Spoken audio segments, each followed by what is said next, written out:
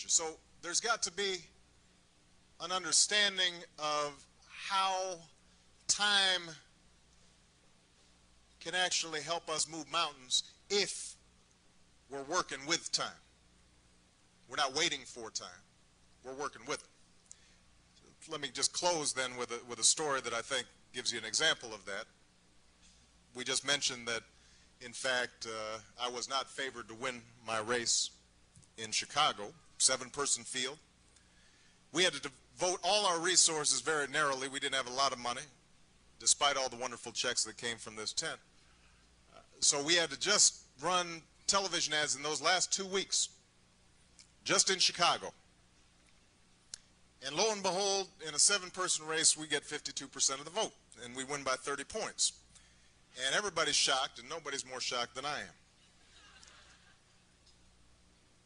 And suddenly we realized, you know, we didn't run any television in downstate Illinois. And for those of you who know Illinois, downstate of Illinois is the South. It extends south of Virginia. Essentially, Illinois is Chicago and then a big red state. And so we realized we got to get down to Chicago. We got to get out of Chicago and we got to get downstate and really actively move, because that's where the Republicans are going to try to exploit our weaknesses. So Dick Durbin, the senior United States Senator, decides immediately that we should go on a 19-city, 3-day tour of southern Illinois. So we hop in a van and we go to we went to Hillsborough, Murfreesboro, Caseyville, Carterville, every hill, boroughville in southern Illinois. And there are a lot of them. And one of the places that we go to is a place called Cairo, Illinois. And you hear some murmurs in the crowds because Cairo achieved a certain notoriety as being the site of some of the worst racial violence of any place in the nation, as bad as anything going on in Mississippi or Alabama. There was an active white citizens council there. There were cross burnings. The schools de facto were segregated. African Americans could have no hope for employment with any government or any private sector business that paid more than a menial wage. And so Dick Durbin, as we're driving down to Cairo, tells me, you know, the first time I went to Cairo was back in the late 60s, early 70s. I was a young attorney working for then Lieutenant Governor Paul Simon. And he had sent me down there to investigate what could be done to improve the racial climate in Cairo, Illinois. This was after I think there had been some riots and some arson and some public unrest after some killings in Cairo. So Dick Durbin, young man, goes down to Cairo, takes the bus, gets picked up at the bus depot. Guy, local resident there, picks him up, takes him to the motel where he's going to be staying. As Durbin's about to get out of the car, the driver grabs his arm, says, "Young man, let me give you a piece of advice." Durbin says, "What's that?" He says, "Don't use the phones in the motel room." Durbin says, "Why not?" He says, "The switchboard operator is a member of the White Citizens Council and will report on everything that you say." Well, this disturbs Durbin, but he's a brave young man. He decides to go ahead. He checks in, goes up to his room, starts unpacking his bags. Here's a knock on the door. Opens the door up. There's a guy standing in the doorway. Mean-looking guy. Just peering at him. Doesn't say a word.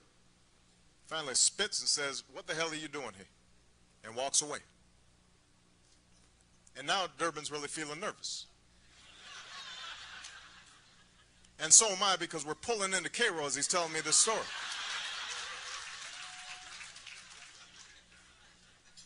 So we go into town and we're winding through the streets and we go around an old courthouse.